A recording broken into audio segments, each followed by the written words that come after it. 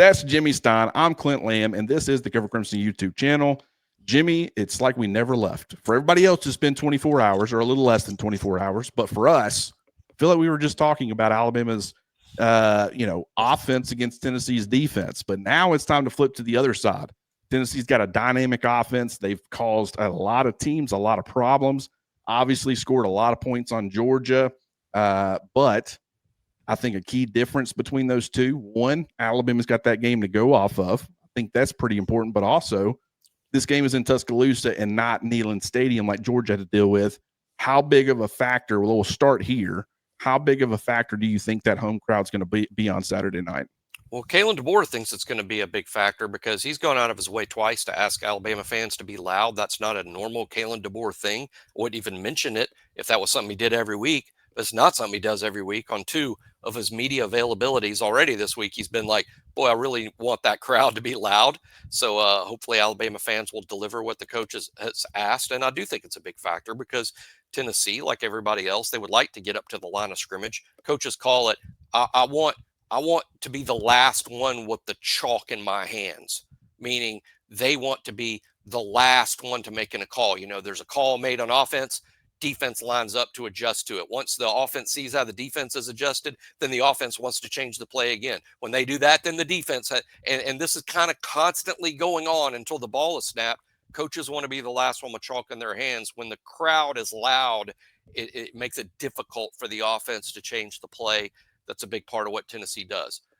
What I really want to talk about what Tennessee does is I think there's this perception. Let's just use, I think Josh Pate uses this that I like. You know, Josh says, there's the casuals and then there's the hardcores. I think the casuals look at Josh Heupel's offense and Tennessee's offense and think spread offense, up tempo, throw it all over the yard. I think that's the casuals take.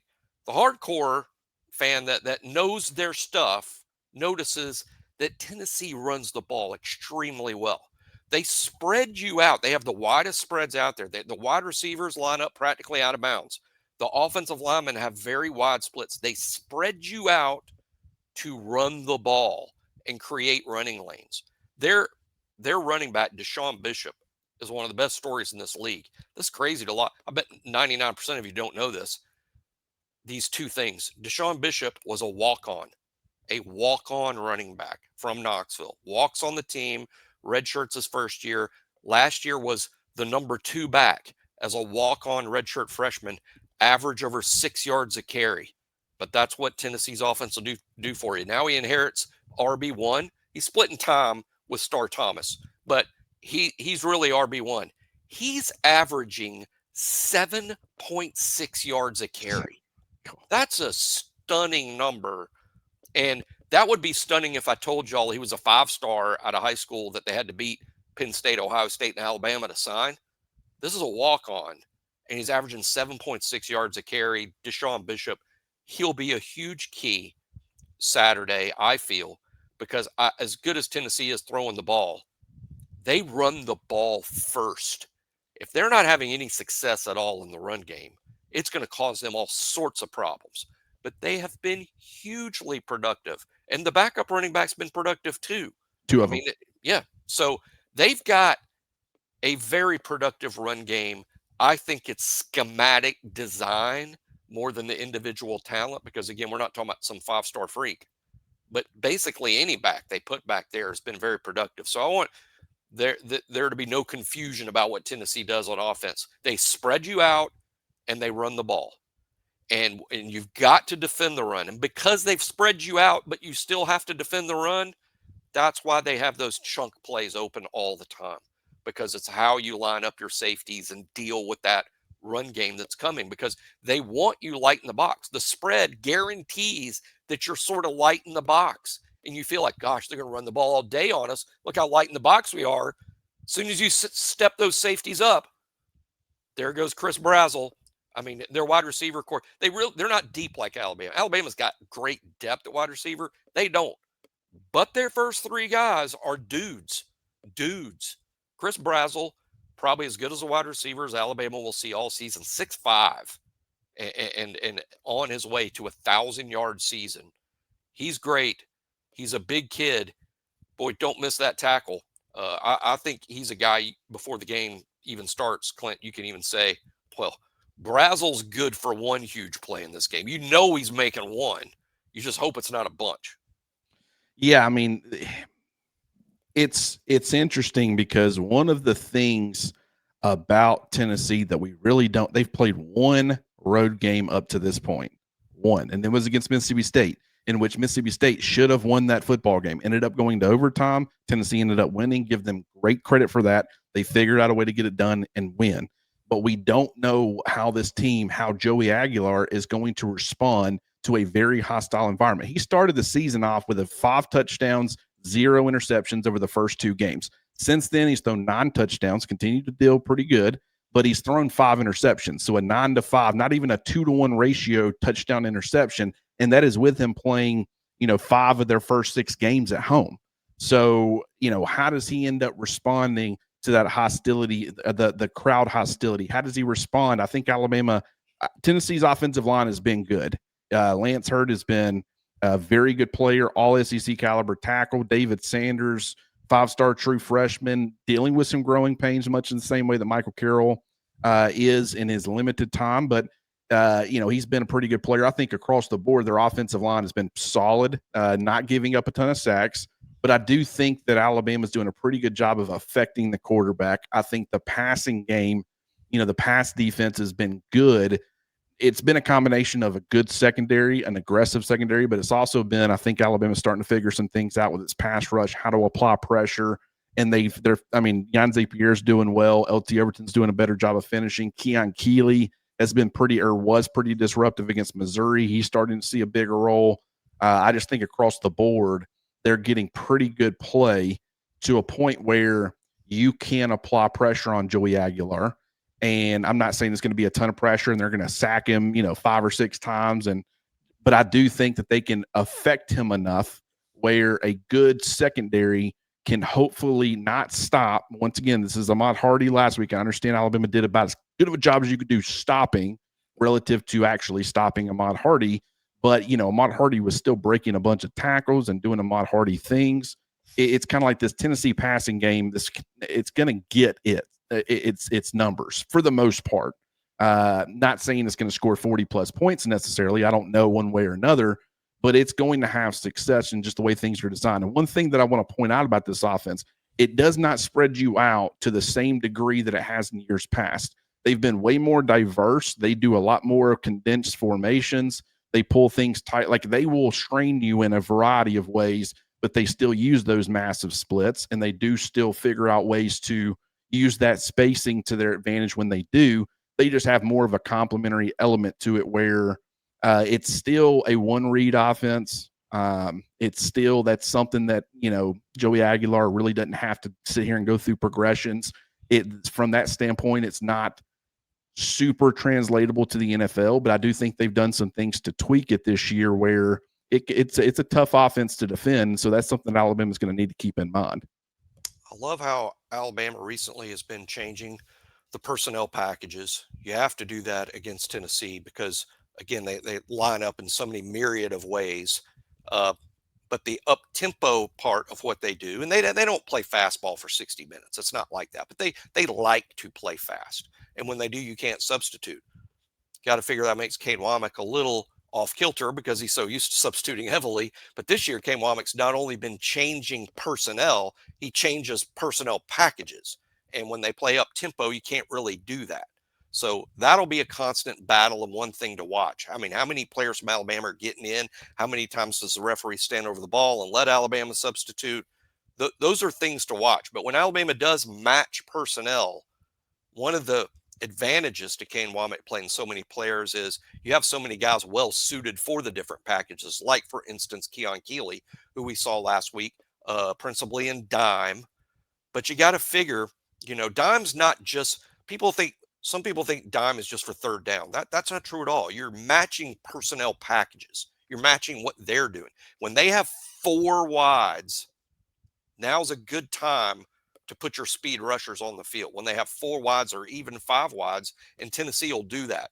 So it's not just for third down. It's for how they line up and who are they lining up with. But I wouldn't be surprised to see more of Keeley in a matchup like this. I also think that Alabama's going to continue to play more DBs.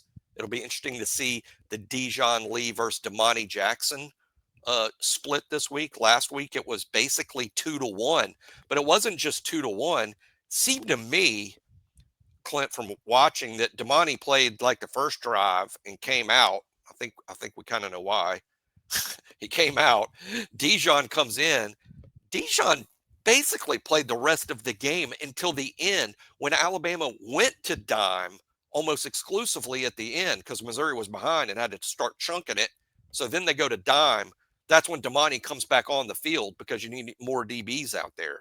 So really, even though it kind of looked like a 2-1 split, it was really bigger than that. I think Dijon played almost the whole game at cornerback, and we really then only saw Damani in the dime. I think that's an interesting thing to watch. I would also watch one other thing at DB. I'm not completely convinced that Deshaun Jones is going to continue as 100%, that he's the Husky 100% of the time. I'm not going to be surprised if they take a look at maybe other guys playing that spot, but that's just kind of a hunch on my part. Is there any, when you say other guys, do you mean like moving Xavier Brown inside? Do you just didn't think Cam Calhoun? I think they have options, starting with the corners, a lot like, okay, well, now that you might go with Dijon at corner, maybe Damani inside, or maybe Xavier goes inside and Damani stays outside, or maybe you start playing Cam Calhoun, or how about a disruptive presence like Drake Kirkpatrick, who spent a huge ton of the spring playing Husky, and I thought really stood out. I was kind of surprised this fall to see Dre move back to safety. Hadn't really seen him at Husky in the fall. You've seen Red Morgan basically be back. I wouldn't be surprised if it's Red. The coaches like Red Morgan quite a bit. Again, a year better than he was a year ago. I'm just not convinced that Deshaun is entrenched as maybe some others are in their starting roles. That might be more open. And this is a week where Tennessee's a spread offense. I mean, that's big on the Husky. I mean, and they run the ball. I mean, Husky's kind of a vital position. That's why I've given it more thought this week. When you're playing Tennessee, who's going to spread out but run the ball, I think that nickel corner who lines up inside, he's huge against the run. But against Tennessee, you're also big against the pass. Remember, it was those inside slot DBs that got beat so much in 2022 up there in Knoxville. So that's why I was like paying particular attention to that position for this matchup. Well, I mean, I wouldn't. I don't know that I'd play Dre. Maybe I would. One of the things that I worried about him is like with King Mack last year, Chris Brazzell, the game-winning touchdown. They put him in the slot. Alabama was dealing with a lot of injuries in the secondary. They created a 6-5 on a 5-10, and that was all she wrote. They really exploited where Alabama was at from a health standpoint in that game. But I mean, obviously Brazzell he's not a slot guy, really. They did that situationally, I think, to specifically create that matchup. Target King Mack. But I mean, not saying he was. I think a lot of it couldn't have been helped, but he was pretty dreadful in that game. That was the end of that. Yeah, and it was just that was a matchup, physical matchup that you really couldn't help. But that's one thing Josh Heupel's going to do is he's going to create those mismatches, and he wouldn't do it all game. But down there on the goal line or something, I think it depends. Deshaun Jones, it's been so interesting, and I promise, this isn't even necessarily bad. In some ways, it's like, well, I guess he hadn't done anything to like stand out in the negative way, but it's like I feel like he's just like the forgotten guy. Now, granted, they've been playing Justin Jefferson as like a Husky type and more of those heavier packages. I mean, I do think this is a very important game for space players. Don't know that they're going to do that in this game, though, with the way Tennessee likes to play a lot of 11 personnel, like to run the football. Maybe you see a little bit of I don't know. I don't think I think Justin Jefferson is important as a space player, as an off-ball linebacker, not really as a hybrid like he has done in some of these other games. Especially in this matchup. Yeah, but Nakai Hill-Green, initially in my mind, I'm like, well, this isn't really his game.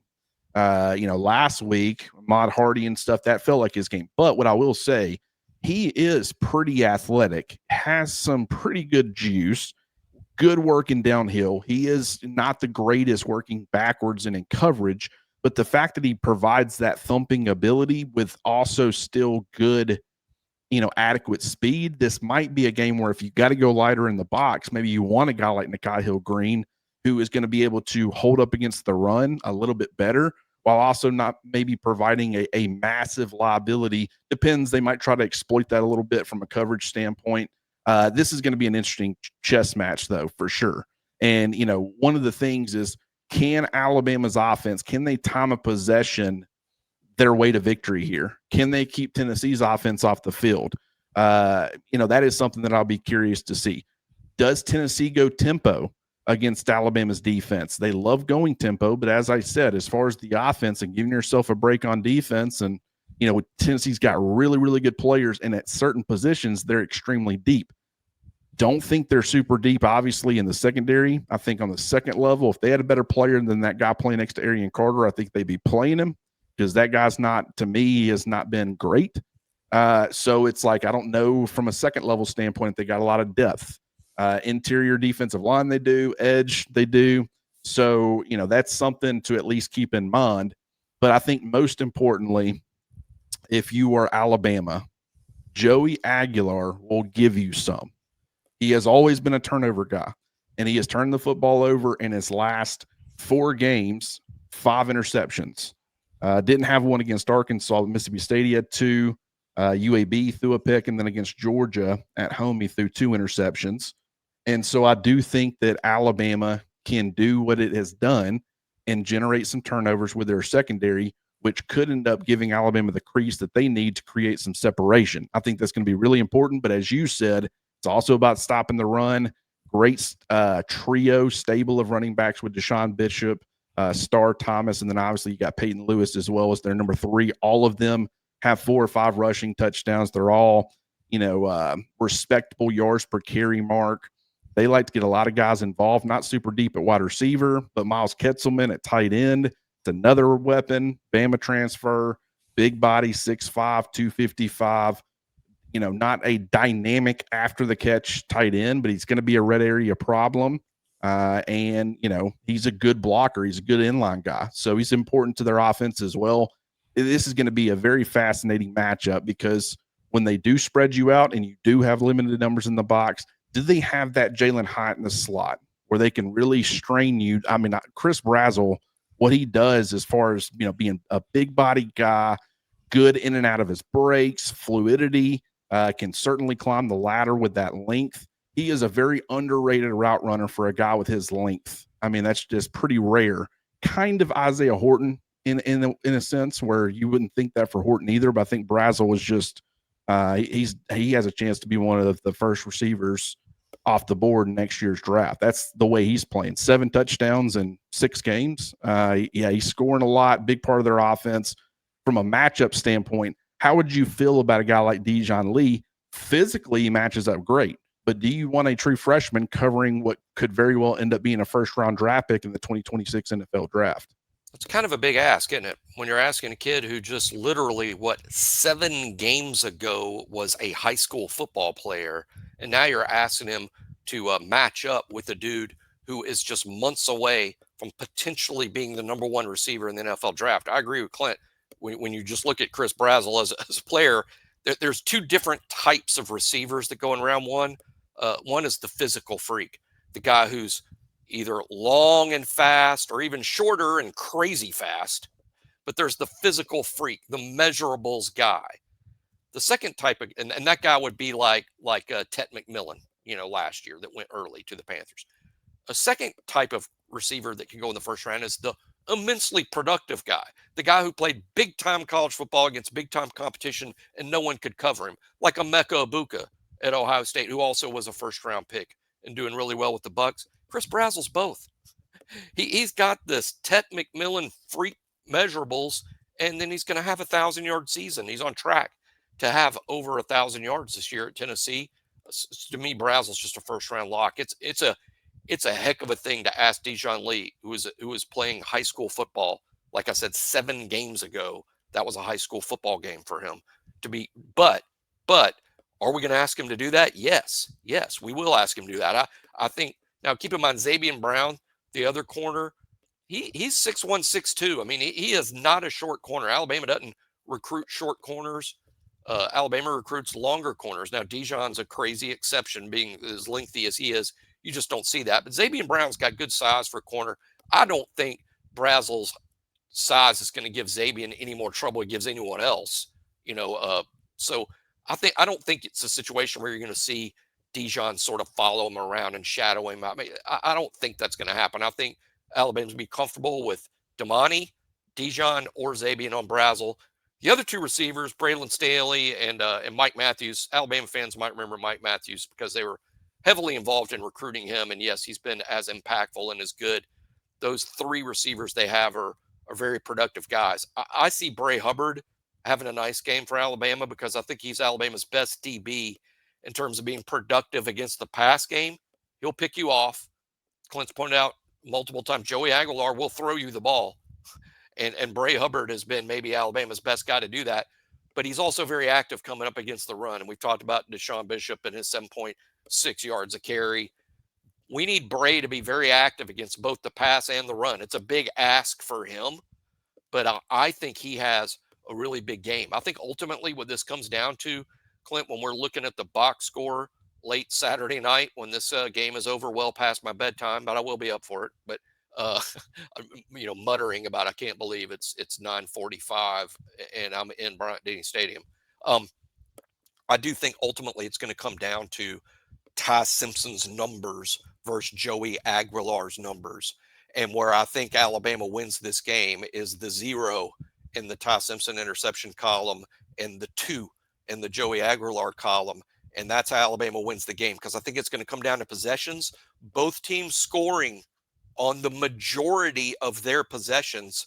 You need more possessions in Tennessee. That means time of possession on your drives and stealing a couple of possessions. I think Alabama's better suited to do that. Yeah, I definitely agree that is going to be the case. Now, one thing, I mentioned earlier about them affecting Joey Aguilar. I do want to point out it's a one-read offense. A lot of the decisions are made pre-snap, so you're going to see quick passes. I don't want Alabama fans to get frustrated at the fact that, like, while I think their pass rush is starting to develop, when I say that, I mean more situationally. I mean, there's going to be a few plays in the game where I think you're able to affect him. Do I think they're going to be able to affect him consistently? No, because of just the way that this offense operates. He's got enough mobility where it's like, hey, if you get down there on the goal line and they go, they go empty, it's likely he's running the football. Like, he is an athlete. He has some mobility to his game, but he is a one-read guy where they don't ask him to go through progressions. Where they win is they win pre-snap. That has been mentioned by others. It's 100% true and correct. So when I say that, I mean get in some of those third down situations that are more of you need the longer developing things. This idea that you're going to be able to run a third and long play, get the football out super quick.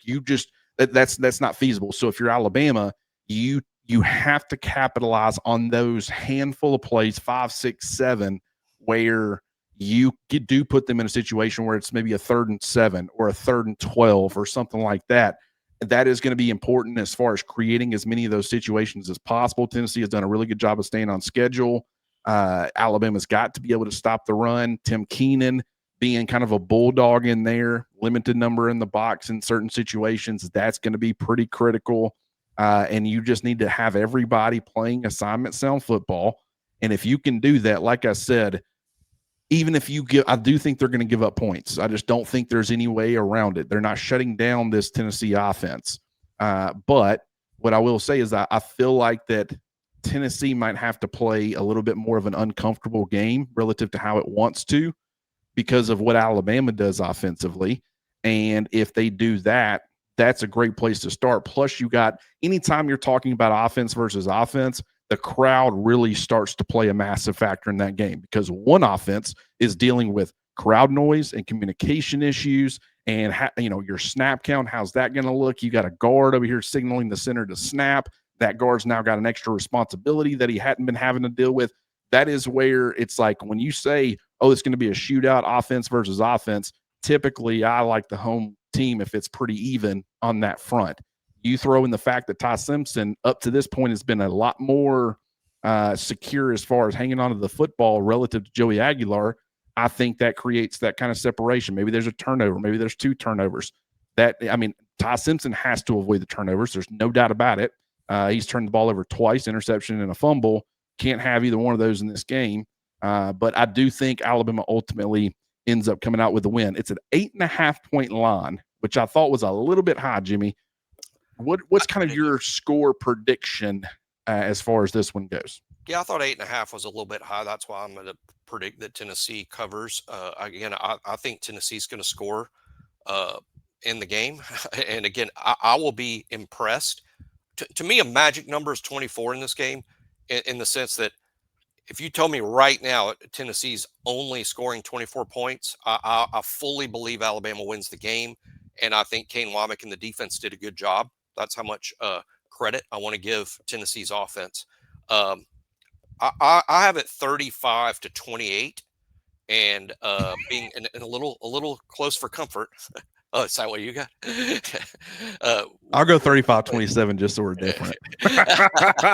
That's crazy. Well, it's not crazy because me and you share the same brain when it comes to this stuff all the time. What would be crazy is if me and you disagreed. That'll be the episode that gets the most listens. We disagreed on something. I had Stacy text me. He said he really enjoyed watching and stuff. Appreciate him very much. But he said he was joking, but he said, I just wish you guys disagreed more. And I was like, I mean, it's hard to disagree with yourself, which I feel like it's kind of with the point that we're at. So, hey, like I said, I'm always proud. I feel like I'm on the right track if we're agreeing. But no, 35-28, both teams score frequently.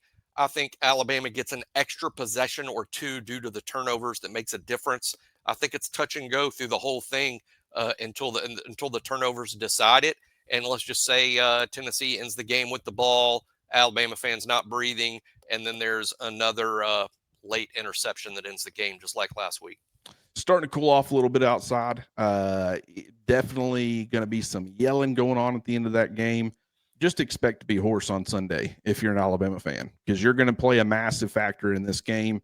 Like Jimmy said, I could see it being a situation not the same as this past weekend against Missouri, but where Tennessee's got an opportunity late, and Bama fans are having to get loud and create a very hostile environment, and the defense ends up making a play turnover to seal it, big sack, something where they're able to come out with a win. But I think 35-28 or 35-27, like that just felt in a good range to me. I know I said that 8.5 felt like a lot, and if it's 35-27, that's an 8-point win. So I'm right there at it. But I do think that with the way that Alabama, there's just a lot favoring Alabama. Now, granted, not saying that nothing favors Tennessee, but overall, I think Alabama's going to figure out a way to get it done. As I said, it is cold outside, so definitely get on over to rowback.com. Use the promo code cover20. It's not just hoodies. I love the hoodies. I went and bought 2 more of them already because I love them so much. And I'm like, hey, even non-Bama hoodies. I got a couple of cool colors. My wife helped me pick them out. But it's getting fall, pants. I mean, they got all the apparel you could possibly want, including for your dog if you want to get them something. So definitely get over to rowback.com. Use the promo code cover20. Jimmy, appreciate you hopping on here with me and previewing all this, spending yet again over an hour of your time just previewing Tennessee. We appreciate you, brother. We appreciate everybody who tuned in, and we will talk to you guys soon.